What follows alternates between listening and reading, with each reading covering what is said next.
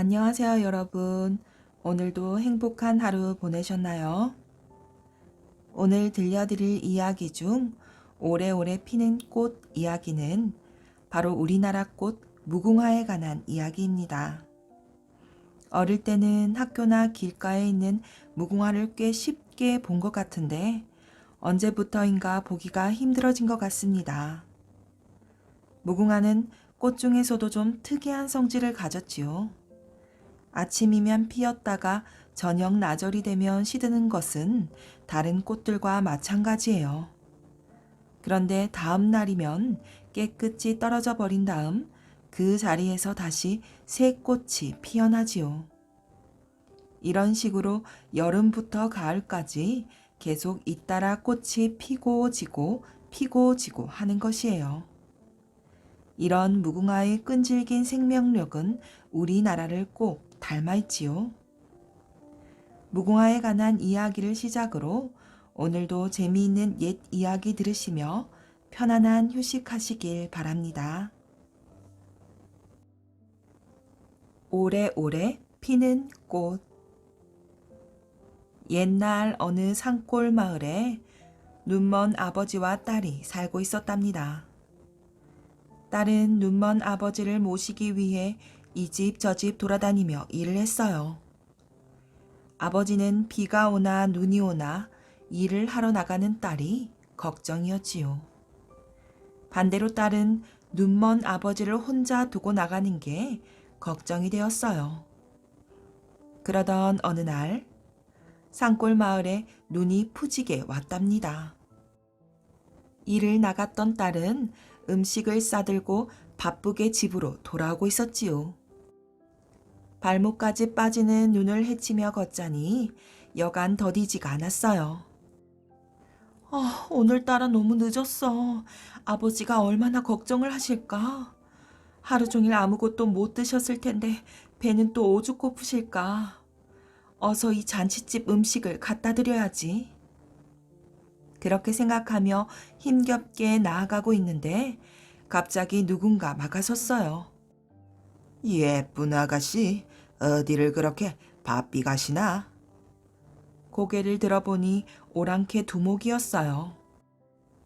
국경선 너머의 오랑캐들이 조선 땅에 예쁜 아가씨들이 많다는 소문을 듣고 천연 노략질 온 것이지요. 아가씨는 선녀보다 이쁘구먼. 그러니 내 색시가 되어야겠어. 오랑캐 두목이 그렇게 말했어요. 그러더니 병사들이 달려들어 딸을 꽁꽁 묶어버렸지요. 딸은 있는 힘껏 발버둥을 쳤지만 소용없는 일이었어요. 딸은 이대로 끌려갈 수는 없다고 생각했지요.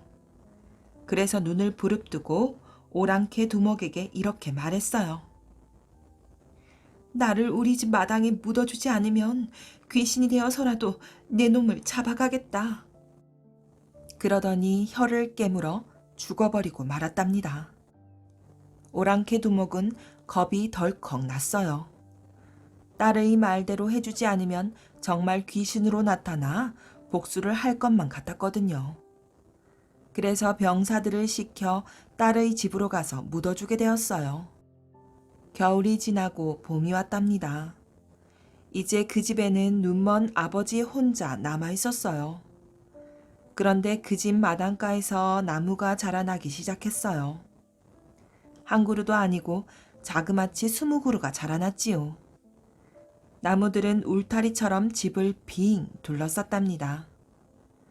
초여름이 되자 나무들에는 분홍색 꽃이 피어났어요.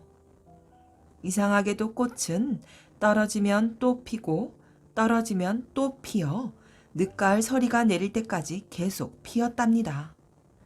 사람들은 이 나무를 보고 눈먼 아버지를 지켜주려는 딸이 꽃으로 피어난 것이라고 말했어요. 그래서 울타리꽃, 울타리나무라 불렀지요. 그러다가 세월이 더 흘러 무궁화라는 이름이 붙었는데 무궁화란 아주 오래오래 피는 꽃이라는 뜻이랍니다. 나무 그늘을 산 총각. 어느 마을에 욕심 많은 부자 영감이 살고 있었어요. 어떻게 하면 더 큰 부자가 될 수 있을까? 영감은 재산을 늘리는 데만 신경을 쓰느라 이웃을 돕거나 주변 사람들을 위하는 일에는 관심이 없었지요. 그러다 보니 마을 사람들로부터 원성을 많이 들었답니다. 영감의 집 앞에는 커다란 느티나무가 한 그루 있었어요. 여름이면 느티나무는 시원한 그늘을 만들어 주었기 때문에 대나무 평상을 놓고 쉬기가 참 좋았지요. 그래서 느티나무 그늘에서 낮잠을 자는 것이 영감의 가장 큰 즐거움이었답니다. 어느 날 근처 밭에서 일하던 마을 총각이 잠시 쉬어가려고 나무 그늘 아래로 다가왔어요. 잠깐만 저 느티나무 아래에서 쉬어가야겠다. 총각이 나무 그늘 아래에 앉으려는데 마침 낮잠을 늘어지게 자던 영감이 그 소리에 일어나고 말았어요. 영감은 옆에서 쉬고 있는 총각을 보자 꽥 소리를 질렀어요. 네 이놈, 냉큼 비켜라. 왜 함부로 이곳에 들어왔느냐? 밭일을 하다가 더워서 땀이나 식히려고 하는데 왜 그러십니까, 영감님? 총각이 어리둥절한 표정으로 말했어요. 그러자 영감은 어처구니 없다는 듯 인상을 쓰며 화를 냈지요. 덥든 말든 그것은 네 사정이지. 여긴 내 나무 그늘이니 어서 썩 비켜나거라. 영감님, 그게 무슨 말씀이십니까? 이 나무는 마을 길에 있으니 마을 전체의 것이 아닙니까?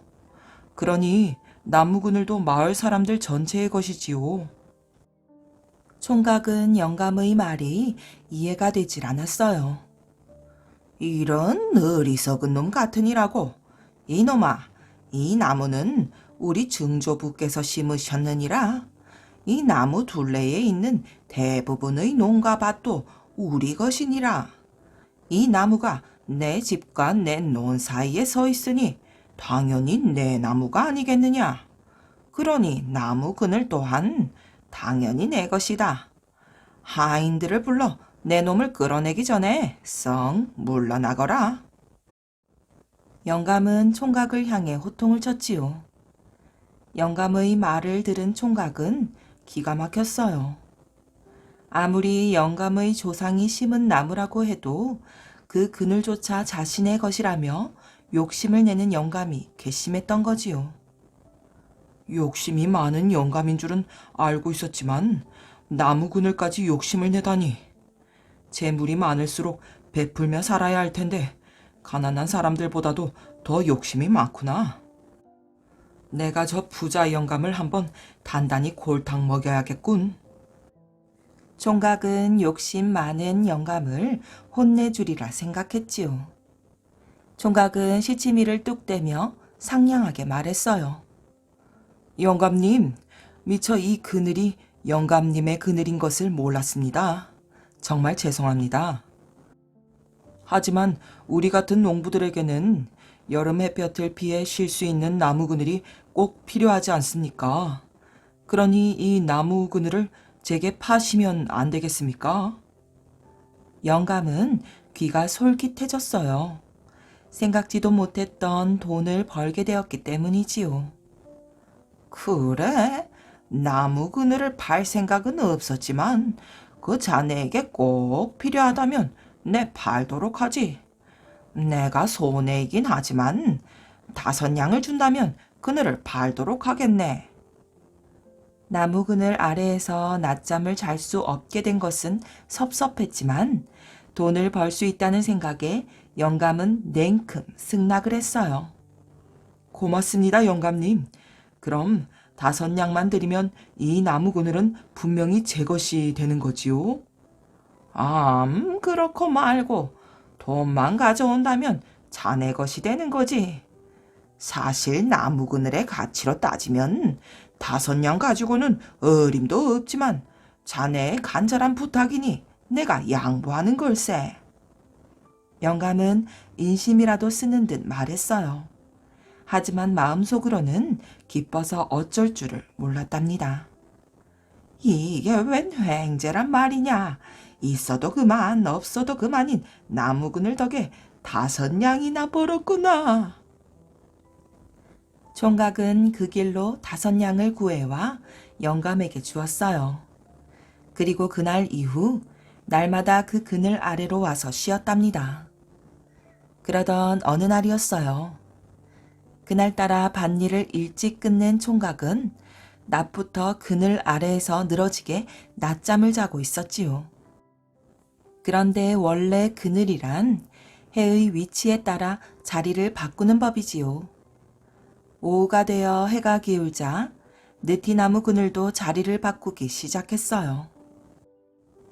조금씩 영감의 집 쪽으로 위치를 바꾸어 가던 나무 그늘은 나중에는 영감의 집 담장을 넘어갔지요.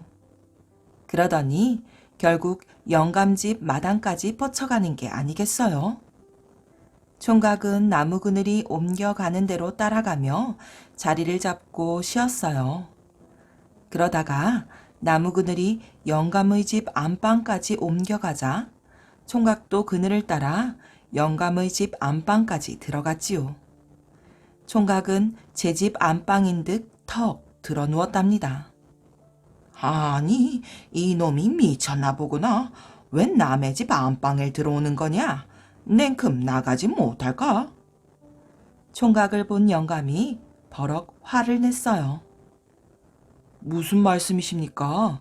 저는 나무 그늘을 따라왔을 뿐입니다. 잊으셨습니까? 며칠 전에 저에게 나무 그늘을 5냥에 파셨지 않습니까? 총각은 태연하게 말했지요. 나무 그늘을 산 것과 우리 집 안방이 무슨 상관이란 말이냐? 내가 나무 그늘을 팔았지 안방을 팔았더냐? 잘 보십시오, 영감님. 지금 나무 그늘이 안방에 와 있지 않습니까? 그러니 지금은 이 안방이 제 것이 아니겠습니까? 뭐라고? 영감은 어이가 없었지요. 하지만 나무 그늘이 정말 안방으로 와 있으니 어쩔 수가 없는 노릇이었답니다. 제가 영감님에게 나무 그늘을 샀으니 그 그늘은 제 것이 분명하지요. 그렇다면 그늘이 어디로 가서 생기든 그 그늘이 생긴 자리 역시 제 것이지 뭡니까? 총각은 방바닥에 들어 누운 채 꼼짝 않고 말했지요. 총각의 말이 한치의 어긋남도 없었기 때문에 영감은 더 이상 화를 낼 수도 없었어요. 그저 나무 그늘이 빨리 자리를 바꿔 다른 곳으로 이동하기만 기다릴 뿐이었지요. 내가 미처 그 생각을 못했구나. 앞으로 이 일을 어쩌면 좋을꼬. 영감은 후회를 했지만 이미 엎질러진 물처럼 너무 늦은 후회가 되고 말았던 거지요.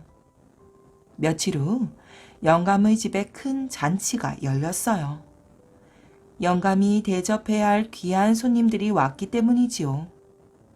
마당까지 큰 상이 차려졌고 영감이 손님들과 한창 맛있는 음식을 먹으며 이야기를 나누고 있을 때였어요. 하필이면 나무 그늘이 잔치상이 잘 차려진 마당 한가운데로 이동하는 게 아니겠어요? 마침 친구들까지 데리고 나무 그늘에 실어 왔던 총각이 그늘을 따라 영감집 마당으로 성큼성큼 들어왔지요. 일을 하던 지저분한 옷차림으로 몰려 들어오는 총각과 친구들을 보자 영감은 당황하고 말았답니다. 손님들도 놀라기는 마찬가지였지요. 아니, 저 총각들은 누굽니까?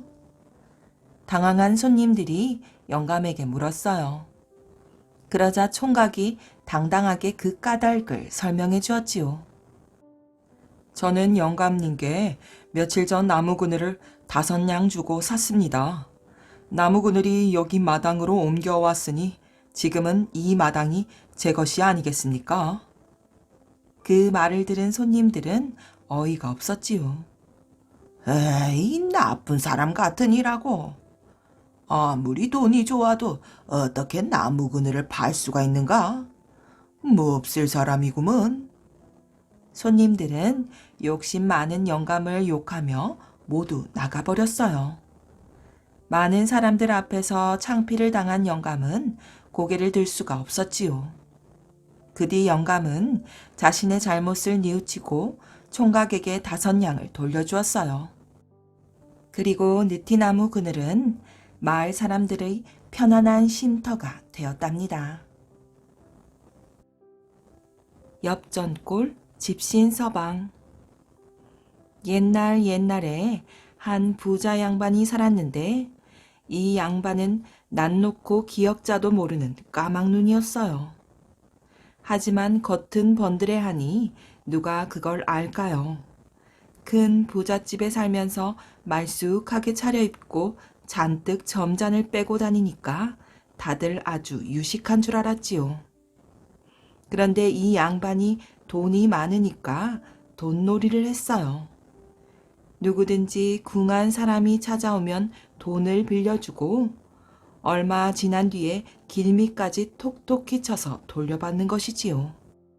그런 돈놀이를 하는데 이런 일을 하자면 글을 알아야 하지 않겠어요? 돈을 빌려줄 때마다 일일이 치부책에 적어놔야지 그걸 다 머릿속에 외울 수는 없는 노릇이지요. 그런데 이 양반은 글을 모르니 치부책이 있어도 적지를 못했어요. 그래서 국리 끝에 아주 좋은 수를 하나 내었답니다. 바로 글 대신에 그림을 그려넣는 거예요. 가령 감나무골 박서방이 돈 단량을 빌려 갖다 치면 감을 하나 그려놓고 박을 하나 그려놓고 그 옆에 돈을 5개 그려놓는 거지요. 그러면 나중에 그 그림만 딱 보아도 모두 알거든요. 감을 그려놓았으니 감나무골이요. 박을 그려놨으니 박서방이요. 돈 5개를 그려놨으니 돈 단량 빌려 갔다는 걸 말이에요. 그래서 때가 되면 영락없이 돈을 받아내는 거예요. 에헴, 오늘은 감나무골 박서방한테 돈 단량 구워준 것을 받을 날이로구나. 얘들아, 어서 가서 길미까지 7냥 다푼을 받아오너라. 치부책을 보고서 이렇게 딱딱 짚어내니 심부름하는 하인들도 제 주인이 아주 글을 잘 하는 줄 알고 있었어요. 돈 빌려가는 사람도 매 한 가지였지요. 돈을 빌려주고 나서 치부책을 펴놓고 붓으로 뭘 열심히 끼적거리니까 그게 다 글자를 쓰는 줄 알지 설마 그림 그리는 줄 누가 알겠어요. 그러다 한 번은 이 양반이 배나무골 이서방한테 돈을 구워줬어요. 그리고 치부책에 그림을 그려넣는데 먼저 배나무골이니 배를 하나 그리고 이서방이라고 이 한 마리를 그렸지요. 그런데 그날따라 바빠서 대충 그리느라고 배를 그린다는 게 그냥 동글동글한 동그라미를 하나 그리고 이를 그린다는 게 그냥 길쭉한 동그라미를 하나 그려놨어요. 그러고 나서 세월이 흘러 돈 받을 때가 되었지요. 이 양반이 치부책을 펴놓고 딱 보니까 동글동글한 동그라미 옆에 길쭉한 동그라미가 하나 있거든요. 이게 뭘 그린 걸까 궁리를 하다가 무릎을 탁 치고 하는 말이 옳거니 동글동글한 건 틀림없는 엽전이요. 길쭉한 건 보나마나 집신이렸다. 하고서 하인들을 불러다가 점잔을 빼며 심부름을 시켰어요. 얘들아, 얼른 그 엽전 꼴에 가서 집신 서방한테 돈 받아오너라. 하인들이 들어보니 참 어이가 없었어요. 우리 고을에는 엽전골이라는 데가 없고 집신 서방이라는 사람도 없는데쇼. 했더니 이 서방이 다시 치부책을 펴놓고 물끄러미 들여다보다가 아이고, 내가 배를 그린다는 게 꼭지를 빠뜨리고 이를 그린다는 게 발을 빠뜨렸구나. 했답니다. 도깨비 삼형제가 쌓은 제방. 옛날 한 옛날 경상도 한 마을에 가난한 아주머니가 살았어요. 아주머니의 재산이라고는 개울가에 있는 작은 논 하나뿐이었지요. 그런데 아주머니에게는 걱정거리가 있었어요. 손바닥만한 논이었지만 개울가에 있는 탓에 어느 해에는 홍수가 나서 또 어느 해에는 너무 가물어서 농사를 망치는 거였어요. 아주머니의 소원은 개울가에 제방을 쌓는 일이었지요. 그러나 아주머니 혼자 힘으로는 어림없는 일이었어요. 그러던 어느 해 봄이었답니다.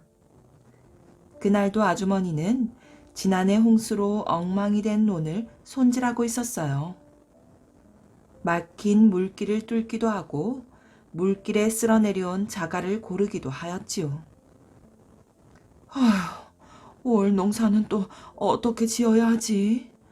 도깨비가 재주 부리지 않는 다음에야 이 논에서 농사 짓기는 어려울 거야. 하고 아주머니는 한숨을 내쉬었어요. 그런데 그 소리를 개울에서 물고기를 잡던 도깨비들이 들었지요. 도깨비들이야 훤한 낮에도 요술을 부려 아무데나 갈 수도 있고 볼 수도 있지만 아주머니는 그런 도깨비를 볼 수 없었지요. 아우들아, 지금 저 아주머니께서 뭐라고 하셨느냐? 큰형 도깨비가 동생 도깨비들에게 물었어요. 둘째 도깨비가 그물로 물고기를 잡아 올리며 말했어요. 우리들의 재주를 아는 아주머니 같아요. 맞아요, 형님들. 이럴 게 아니라 오늘 밤에 아주머니를 위해 개울가에 제방을 쌓아주도록 해요. 우리 도깨비들의 재주를 아주머니에게 보여주자고요. 막내 도깨비의 말에 형 도깨비들은 껄껄껄 웃으며 그러자고 했어요. 그날 밤 도깨비 삼형제는 눈 깜짝할 사이에 제방을 쌓았지요.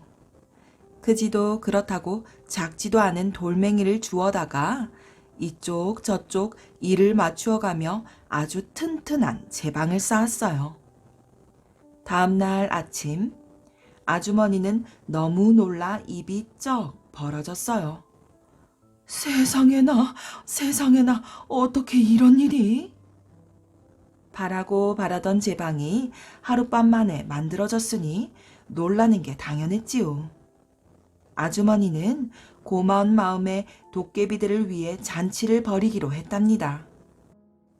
커다란 가마솥에 팥죽을 쑤고 여러 가지 맛난 음식도 준비했어요.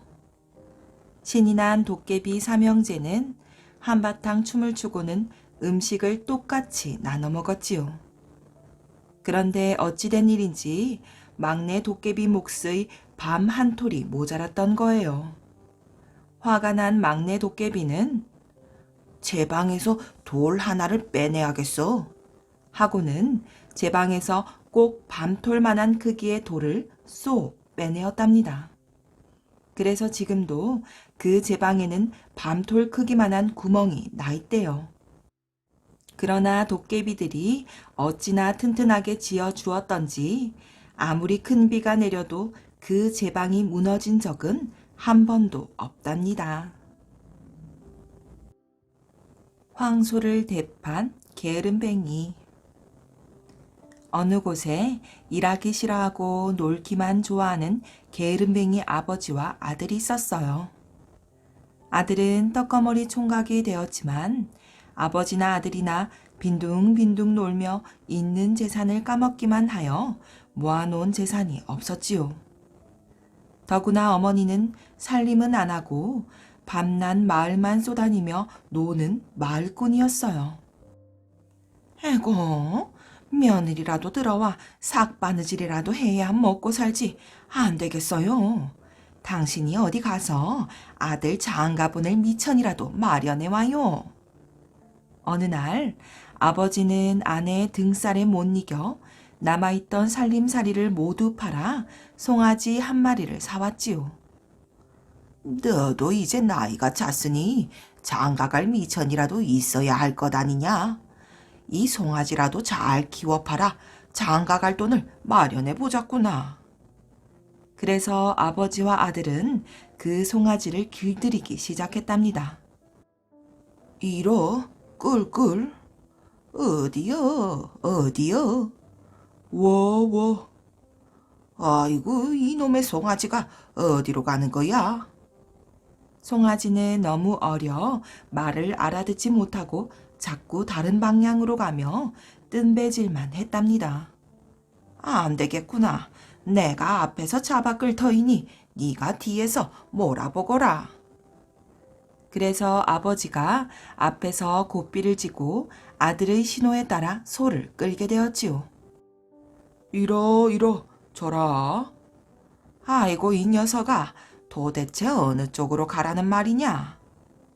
그런데 아들은 송아지 앞에 아버지가 있으니 계속 이러 하기도 난처했고 아버지는 아버지대로 어느 쪽으로 가라는 건지 알 수가 없었어요. 그래서 아들은 이렇게 말하였지요. 아버지 오른쪽으로 가요. 이러. 어냐? 아버지 왼쪽으로 가요. 이러. 어냐? 아버지 이번엔 왼쪽으로 돌아보세요.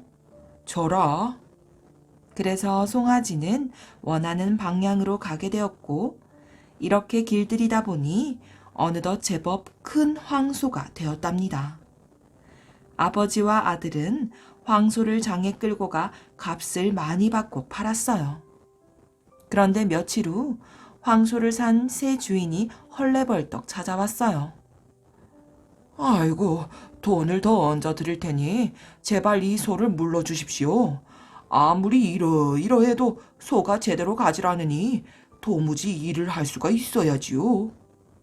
그야 물론 아버지 오른쪽으로 가요 이러 하고 길들였으니 그냥 이러 저라 해서는 소가 알아듣질 못하는 게 당연한 일이었어요. 아버지와 아들은 소를 물러주고 나서 생각했어요. 소는 그대로인데 돈이 저절로 생겼구나. 잘하면 가만히 앉아 돈을 벌게 생겼는걸. 아버지와 아들은 장에 가서 또 난 모르는 사람에게 소를 팔았답니다. 며칠 후 소를 산 사람은 다시 돈을 더 주며 물러달라고 말하였지요. 이렇게 또 팔고 몇 번을 하다 보니 장가갈 미천이 저절로 생겼어요. 얘야, 이제 장가 가도 되겠구나. 아버지, 지금 장가 가는 게 중요한가요?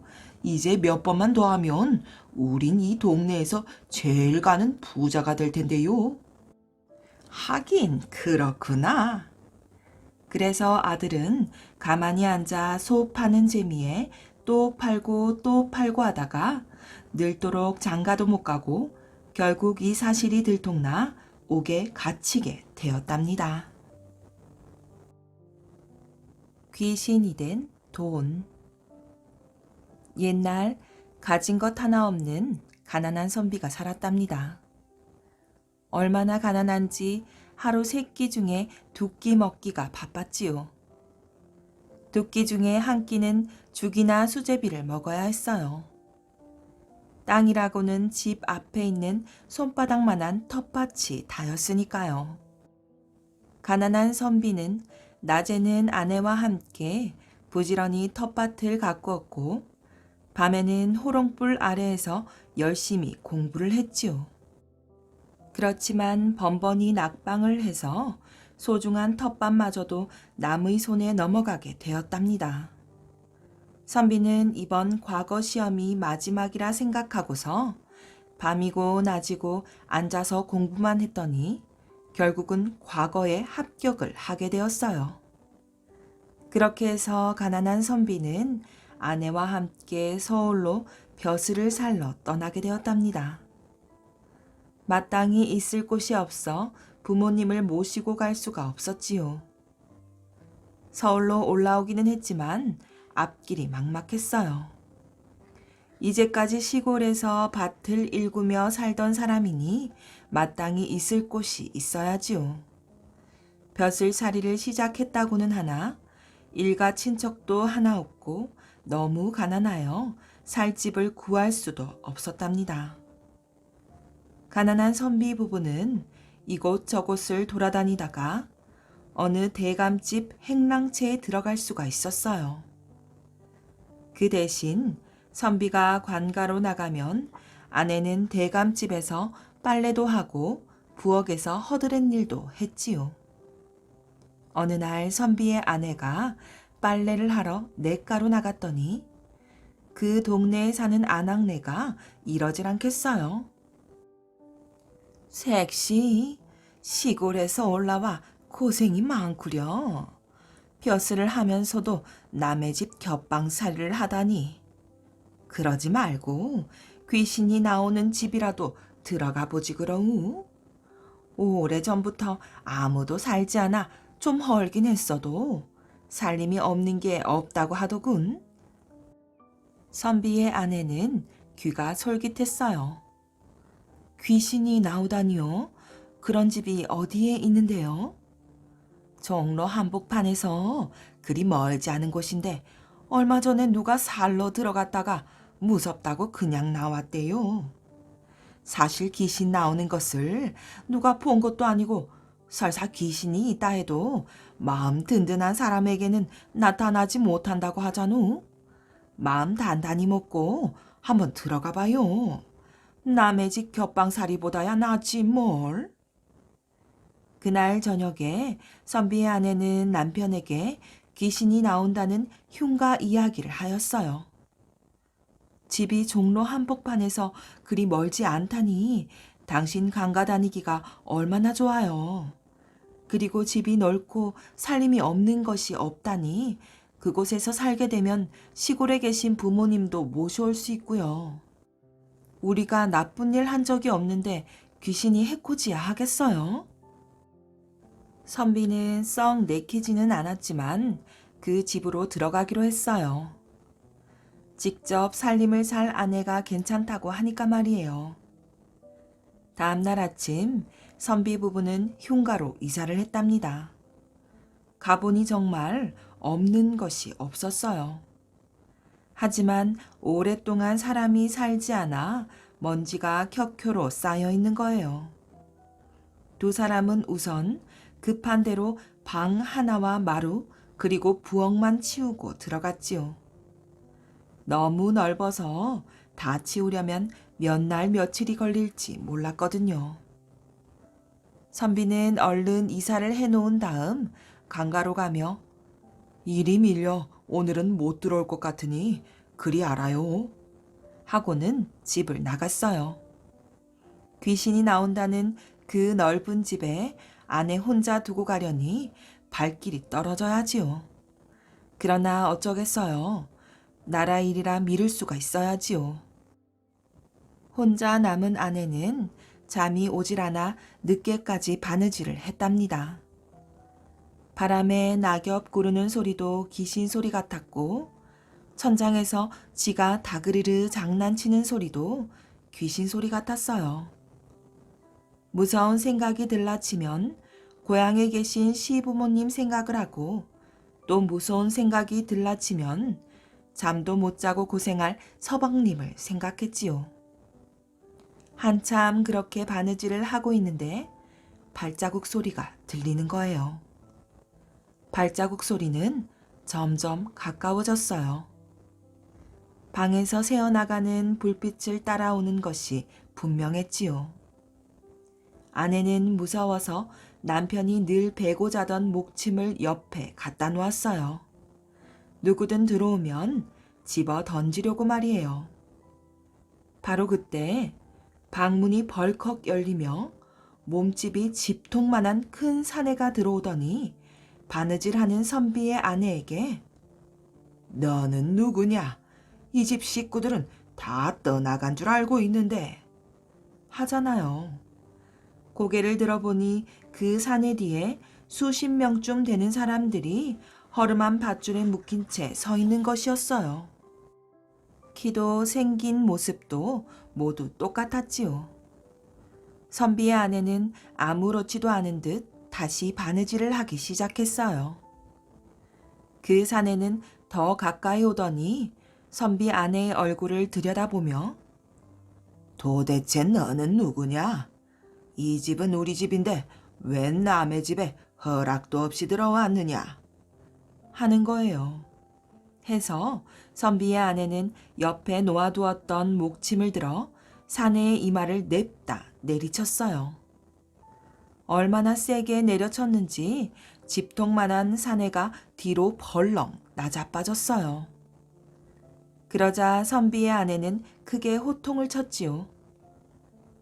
도대체 뭐하는 놈이기에 이리 무례하더냐? 아녀자 혼자 있는 방에 말도 없이 들어오다니. 집통만한 사내는 비실비실 일어나더니 우리는 이 집에 150년째 갇혀 살고 있소이다.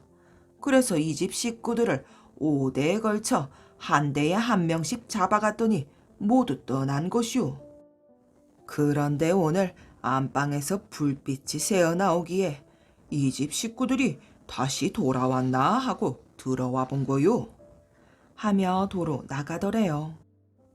허름한 밧줄에 묶인 사람들도 모두 함께 말이에요. 선비의 아내는 그들이 모두 어디로 가는지 문틈으로 살짝 내다보았어요. 다음날 남편이 돌아오자 아내는 간밤에 있었던 일을 모두 이야기했어요. 그러고 나서 그 사람인지 귀신인지 모를 자가 사랑으로 들어가서 나오지 않았으니 분명히 거기 있을 거예요. 그리고 허름한 밧줄에 묶인 사람들은 뒷곁 광으로 모두 사라졌어요. 여보, 나하고 같이 가서 혼을 내줍시다. 하잖아요. 그러나 선비는 가보고 싶지 않았어요. 보나마나 귀신인데 귀신을 일부러 찾아가고 싶지는 않았거든요. 여보, 그만둡시다. 어젯밤 당신한테 그렇게 혼이 났는데 또 오기야 하겠소? 선비는 자꾸 목소리가 떨려 나왔어요. 하지만 아내는 아니에요. 어젯밤 무례한 짓을 한 걸 보면 오늘 밤에 또 오고도 남아요. 귀신이면 이렇게 환한 대낮에 힘을 쓰겠어요? 또 만에 하나 사람이라면 다시는 무례한 행동을 못하게 혼을 내줘야 해요.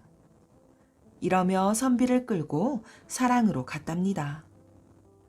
선비와 아내는 사랑채 문을 활짝 열고 방 안을 살펴보았어요. 그런데 방 안에는 아무것도 없고 먼지만 수북하게 쌓여 있는 거예요.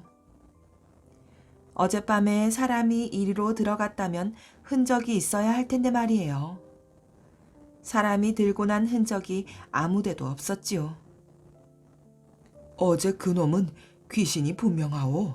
만약 사람이라면 방바닥에 먼지가 저렇게 쌓였는데 발자국이 없겠소?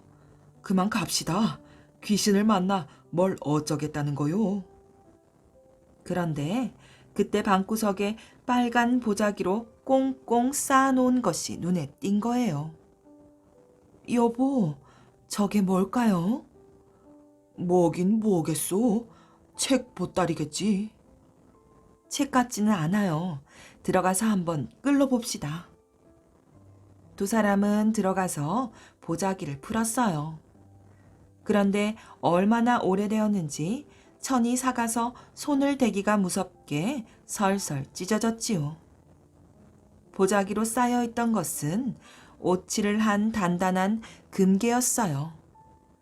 금괴를 열어보니 그 안에는 금돈이 하나 가득 들어있는 거예요. 선비와 아내는 그제야 어젯밤에 나타났던 귀신이 돈 귀신이었다는 것을 알았지요. 돈을 오랫동안 쓰지 않고 쌓아두면 귀신이 된다는 얘기를 들은 기억이 났거든요. 그렇다면 뒷격과 광에도 돈이 있겠다 싶었어요. 허름한 밧줄로 묶인 사람들이 그쪽으로 사라졌으니까 말이에요. 해서 선비와 아내는 광으로 가보았지요. 광에는 크고 작은 항아리들이 수십 개가 있었는데 그 중에 한 항아리를 여니 엽전 꾸러미가 가득 쌓여 있는 거예요. 뒷곁 굴뚝 옆에도 이런 항아리가 2개나 있었어요. 아, 엽전은 꾸러미로 엮여져 있어서 허름한 밧줄에 묶인 사람으로 보였군요. 선비의 아내는 그제야 모든 의문이 풀렸답니다. 2 사람은 그 돈을 꺼내어 어려운 가운데서도 자기들을 잘 돌봐준 대감땡 머슴과 하인들에게 모두 나누어 주었어요. 돈 귀신은 꽁꽁 쌓아두었던 돈을 다 쓰면 사라질 테니까요. 그 후 선비와 아내는 안심하고 그 큰 집에서 살게 되었답니다. 집도 깨끗이 치우고 망가진 곳은 잘 고쳐서 말이에요. 그 후 선비는 점점 벼슬이 올라갔고 시골에 계신 부모님도 모시고 와서 오래오래 잘 살았답니다. 목화씨의 비밀. 아주 오랜 옛날 나라 안에 널리 퍼졌던 이야기랍니다. 왕자가 하나밖에 없는 어느 임금님이 있었지요. 임금님은 왕자에게 훌륭한 배필을 찾아주려고 마음먹었어요. 인물이 으뜸이고 마음씨도 고운 처녀를 찾아내어라. 임금님의 뜻을 받든 신하들은 3달 동안 방방곡곡을 두루 돌아다닌 끝에 배를 잘 짜는 향이와 심이라는 쌍둥이 자매를 찾아내었어요. 그런데 이 2 처녀는 얼굴은 말할 것도 없고 키와 목소리도 똑같았지요. 둘 가운데는 누굴 뽑지? 신하들은 이런저런 궁리를 하다가 그대로 임금님께 아뢰었어요. 수고들 하였다. 나에게 좋은 방법이 있느니라. 임금님은 깊이 숨겨두었던 목화씨 2 알을 신하들에게 내주었어요. 그것은 심자마자 싹이 트고 자라서 꽃이 피는데 동이만한 목화송이가 열리는 신기한 목화씨였지요. 이 목화씨를 제각기 심고 거두어 옷 한 벌씩 지어오게 하라. 그 솜씨를 보아 며느리감을 정하겠노라. 정말 훌륭하신 생각입니다. 신하들은 신기한 목화씨를 향이와 심이에게 하나씩 나누어 주었어요. 목화씨를 받은 향이와 심이는 정성껏 땅에 심었지요. 정말 목화는 심자마자 싹이 트고 자라기 시작했어요. 놀라운 일이었지요. 향이와 심이는 신기한 목화로 멋진 옷을 만들어야겠다는 생각으로 가슴이 부풀어 올랐답니다. 이들은 하루 사이에 탐스럽게 벌어진 목화송이를 따안고 저마다 자기 방으로 들어갔어요. 향이는 밤새도록 등잔불을 켜놓고 열심히 물레질을 하여 날이 밝을 무렵에는 옷 한 벌감의 실을 뽑았답니다. 그러나 심이는 며칠 동안 밤낮을 가리지 않고 열심히 물레질을 해도 실이 뽑히지 않자 목화를 부여안고 슬프게 울었어요. 드디어 임금님이 보낸 신하들이 향이와 심이가 지은 옷을 보러 왔지요. 향이는 자랑스런 얼굴로 옷을 내놓았어요. 곱게 짠 무명으로 정성 들여 지은 옷이 한눈에 들어왔답니다. 신하들은 향이의 솜씨를 크게 칭찬하였어요. 그러나 심이는 제가 지은 옷이 너무 초라하여 신하들 앞에 내놓지 못하였지요. 신하들은 향이를 궁궐로 데리고 갔어요. 누가 지은 옷이 더 훌륭한가는 내 눈으로 직접 가려볼 테다. 임금님은 굳이 둘 다 데려오라고 명령했어요. 신하들은 서둘러 심이를 가마에 태워왔지요. 임금님 앞에 나선 향이는 자랑이 넘쳤어요. 하지만 심이는 고개를 푹 숙이고 있었지요. 임금님은 정다운 눈길로 쌍둥이를 번갈아 보았어요. 신통하게 닮았구나. 임금님은 향이가 지은 옷부터 자세히 살폈답니다. 그러더니 그윽한 눈길로 심의를 바라보았어요. 어서 네가 지은 옷을 보여라. 제가 만든 옷은 내놓을 것이 못되옵니다. 괜찮다. 사양하지 말거라. 임금님의 재촉에 못 이겨 시미는 떨리는 손으로 보자기를 풀었지요. 시미가 만든 옷은 볼수록 눈물겨웠어요. 실이 뽑히지 않자 모카를 그대로 얇게 펴놓고 이리저리 누볐던 것이지요. 한 뜸 한 뜸 누빈 그 품과 정성은 무엇과도 견줄 수 없을 정도였어요. 감동 어린 목소리로 임금님이 말했어요. 내가 바라던 얼굴도 마음씨도 고운 처녀를 이제야 찾았노라. 임금님은 신기한 모카씨의 비밀을 신하들에게 알려주었어요. 그 모카는 실을 뽑지 못하는 것이었지요. 그 말을 듣는 순간 향이의 얼굴이 파랗게 질렸답니다. 그 모카에서 실이 뽑히지 않자 자기네 밭에서 딴 모카와 슬쩍 바꾸어 무명을 짰던 사실이 드러났기 때문이에요. 자, 다시 보아라. 임금님은 신하들을 향하여 심의가 만든 옷을 높이 들어 보였어요. 그러자 그 옷은 금빛, 은빛으로 눈부시게 빛나답니다. 심의의 정성이 그대로 옷에 나타난 거예요. 임금님은 모두를 향하여 만족한 웃음을 보내었지요. 그 모카는 이토록 고운 마음을 돋보이게 하느니라. 그래서 시민은 왕자와 결혼하여 궁궐에서 오랫동안 행복하게 살았답니다. 안면도 새 봉우리. 옛날에 딸 셋을 두고 고기를 잡으면서 살아가는 부부가 있었답니다. 그런데 이 어부 남편은 지독하게 고두쇠인데다 고집도 세어서 고기를 많이 잡아도 이웃집이나 친척에게 나눠주는 법이 없었지요. 고기를 잡아서 돈을 벌어도 그걸 땅속 깊이 숨겨두기만 했답니다. 돈을 쓰지 않으니 집안 살림은 말도 못하게 가난할 수밖에요. 이런 생활이 계속되던 어느 날 밤 부인이 꿈을 꾸었어요. 거기 누구 있어요? 누군가가 등을 돌린 채로 앉아서 땅을 계속 파고 있는 모습이었지요. 누구세요? 왜 땅을 파고 있어요? 그러자 땅을 파던 사람이 고개를 돌렸어요. 그 모습은 험상궂은 괴물의 모습 그대로였지요. 깜짝 놀란 부인은 깨어나서 남편에게 이 이야기를 들려주었답니다.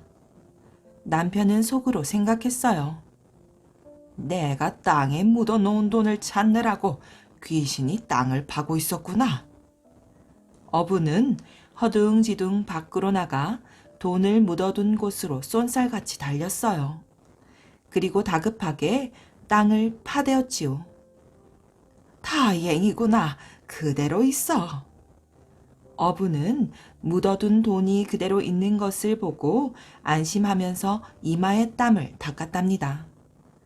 그런데 그때 갑자기 맑고 구름 한 점 없던 하늘이 순식간에 먹구름으로 뒤덮였지요. 놀랄 틈도 없이 번개가 치고 천둥벼락이 꽂혀서 돌 울타리를 무너뜨려 버렸어요. 돌 울타리는 고기가 모이게 바닷가에 쌓은 것으로 어부 가족의 생활에 꼭 필요한 것이었지요. 이것이 무너져 버렸으니 더 이상 고기를 잡을 수 없게 된 거예요. 그까지 돌 울타리쯤이야. 금방 다시 쌓으면 될걸. 그러나 어부가 돌 울타리를 아무리 쌓아보아도 울타리는 바닷물이 닿기만 하면 그대로 무너져 버리곤 했어요. 그와 때를 같이 해서 딸 셋이 모두 자리에 드러누워 앓기 시작했답니다. 계속 안 좋은 일이 생기는 것으로 보아 하늘이 노한 것이 틀림없었지요. 어부의 아내는 이렇게 말했어요. 하늘에 고사를 지내게 돈을 좀 주세요. 하지만 구두쇠 어부는 돈이 아까워서 내줄 리가 없었지요. 어느 날 어부가 밖으로 나간 틈을 타서 아내는 고사를 지내려고 나서다가 그만 남편에게 들키고 말았어요. 어부가 불같이 펄펄 뛰는 순간 갑자기 다시 요란하게 천둥벼락이 치는 거예요. 이런 천지의 진동에 바닷물이 치솟아 오르면서 아내를 집어삼킬 듯이 밀려왔지요. 그때 어부는 문득 돈을 묻어놓은 곳을 바라보았어요. 그랬더니 거기서 누군가가 묻어둔 돈을 꺼내고 있지 않겠어요? 거기 서라. 어부가 몽둥이를 휘두르자 순식간에 앞산이 무너지면서 돈을 묻어둔 곳이 산사태 때문에 흙더미로 변하고 말았어요. 그뿐만이 아니라 아내도 같이 파묻히고 말았지요. 너무 눈 깜짝할 사이에 벌어진 일이라 마을 사람들 모두 당황하고 안타까워했어요. 하지만 어부는 죽은 아내보다도 돈이 묻힌 것이 아까워서 그날부터 흙더미를 파헤치기 시작했답니다. 물론 혼자서는 어림도 없는 일이었지요. 그래도 이 구두쇠는 매일같이 흙더미 파는 데에만 열중했고 딸들의 병세는 더욱 나빠졌어요. 그러던 어느 날 밤 어부의 꿈속에 소복 입은 세 여인이 파묻힌 돈을 꺼내들고 바닷속으로 도망치는 모습이 나타났답니다. 누가 내 돈을 훔쳐가는 것이냐? 잠에서 깬 어부는 불이 나게 달려나갔어요. 주위를 둘러보는데 산꼭대기에서 꿈속의 세 여인이 손을 흔들고 있는 거예요. 다름 아닌 자기 딸들이 말이지요. 어부는 괘씸한 마음에 뒤돌아서서 집으로 돌아오다가 돈이 파묻힌 야산에 세 개의 바위가 우뚝 솟아 올라 있는 것을 보았어요. 이 바위를 부수어야 돈을 꺼낼 수 있으리라 생각한 어부는 괭이로 바위를 찢기 시작했답니다. 그때 펑 하는 소리와 함께 입에서 불을 뿜는 용이 나타나 이 어부를 데리고 가버렸대요. 이곳에 있는 삼봉, 즉 세 개의 봉우리는 아버지를 원망하며 병들어 죽은 딸들의 무덤이래요. 거짓말쟁이 변서방. 제주도 서귀포에 성이 변시인 군졸이 살았답니다. 군졸이란 계급이 낮은 군인이지요. 고을 사람들은 그를 변서방이라고 불렀어요.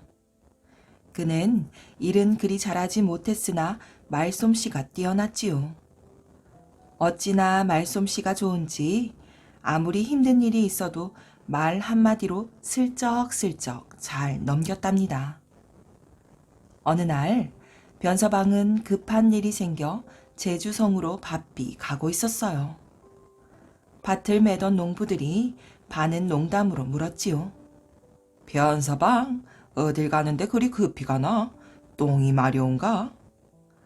일이 있어서요. 무슨 일?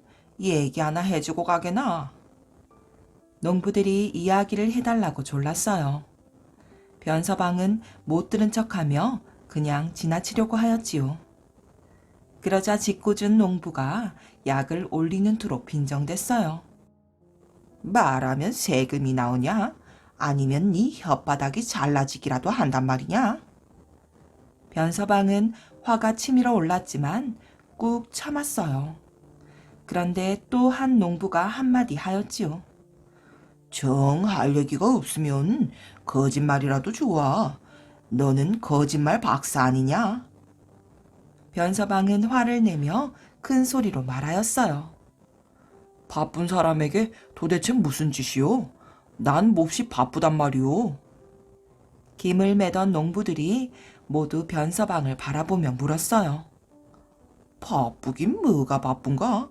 어디 원님이 자네 거짓말이라도 듣고 싶어 한단 말인가? 변서방은 뜬금없이 농부들에게 물었어요. 그런데 지금 뭐 하는 거요? 이 사람이 지금 제정신인가? 보다시피 밭을 메고 있질 않나? 변서방은 소리 지르며 말하였어요. 지금 제정신입니까? 밭을 멜 정신이 있느냐 말이오. 농부들은 궁금해하며 물었어요. 그건 또 무슨 말인가? 지금 외놈들이 배를 타고 서귀포로 쳐들어오고 있단 말이에요. 전 어서 가서 제주성에 알려야 한단 말입니다. 전 지금 아주 바쁩니다. 변서방이 말을 마치고 가려 하자 농부들이 변서방에게 달려왔어요. 좀 자세히 얘기해 주게나. 수십 척의 외놈 배가 서귀포를 쳐들어와 지금 난리라고요. 변서방의 말이 끝나자마자 농부들은 서둘러 집으로 돌아갔어요. 그들은 난리가 났다며 보따리를 싸가지고 산으로 피하였답니다. 변서방은 이 모습을 보고는 혼자서 씩 웃었어요. 자식들 속아 넘어가기는. 변서방의 말은 말할 것도 없이 새빨간 거짓말이었지요. 한 번은 이런 일도 있었어요. 서귀포를 지키는 군졸의 방장이 변서방을 몹시 못살게 굴었답니다. 꾀가 많고 거짓말을 참말처럼 하는 변서방을 잘못 다루었다가는 큰 코 다칠 것 같아 닥달하였던 것이지요. 그러면 그럴수록 변서방은 방장을 골탕 먹일 궁리를 하였답니다. 어느 날 방장은 변서방에게 심부름을 시켰어요. 참나무로 만든 새 쟁기를 제주성 안에 있는 자신의 집에 갖다 달라고 하였지요. 변서방은 하기 싫었지만 윗사람이 시키는 일이라 싫다고 할 수 없는 노릇이었어요. 변서방은 기분이 나빴지만 꾹 눌러 참았어요. 참, 변서방은 우리 집을 모르지. 제주성에서 제일 큰 집이 우리 집이야. 방장은 변서방이 자신의 집을 알고 있는데 잘 사는 것을 뻐기려고 허풍을 떨었던 것이에요. 변서방은 무거운 쟁기를 지고 가면서 어떻게 하면 방장을 골탕 먹일까 하고 생각하였지요. 옳지. 이게 새 쟁기렸다. 그렇다면 뇌물로 받은 것이 틀림이 없으렸다. 게다가 뇌물을 절대로 받지 말라는 목사의 엄명이 있으렸다. 변서방의 생각이 슬슬 풀렸어요. 변서방의 입은 허벌쩍 벌어지고 낄낄낄 웃음이 삐져나왔지요. 변서방은 방장의 집으로 가지 않고 제주 목사가 일하는 동원으로 갔답니다. 변서방이 안으로 들어가려 하자 동원의 포절이 가로막았어요. 어느 놈인데 함부로 들어가려 하느냐? 소인은 서귀포에서 온 군졸인데 저희 방장이 이 쟁기를 이 집에 갖다 놓으라고 해서 가져왔습니다. 그러자 포졸들이 변서방이 지고 온 쟁기를 보며 소리질렀어요. 이놈아, 여기가 어디라고 그러는 거야? 변서방은 아무것도 모르는 듯이 능청을 떨며 말하였지요. 여기가 조방장 댁이 아닙니까? 뭐라고? 조방장 집이냐고? 포졸은 어이가 없었지요. 예, 저희 조 방장 나리께서 제주 성안에서 제일 큰 집이 자기 집이라 하셨거든요. 변서방은 물러서지를 않았어요. 이 녀석이 여기는 조방장네도 주방장네도 아니야. 여긴 목사님께서 계시는 동원이란 말이다. 변서방은 공손히 인사를 하며 말하였어요. 이것 잘못하였습니다. 제일 큰 집에 선물을 받은 것을 갖다 주라기에 그만. 뭐라고? 선물? 방장 주제에 저런 큰 선물을. 저건 선물이 아니라 뇌물이다. 포졸들이 고개를 갸웃거리더니 변서방을 목사 앞으로 끌고 갔어요. 제주 목사는 변서방에게 쟁기에 대해 물었지요.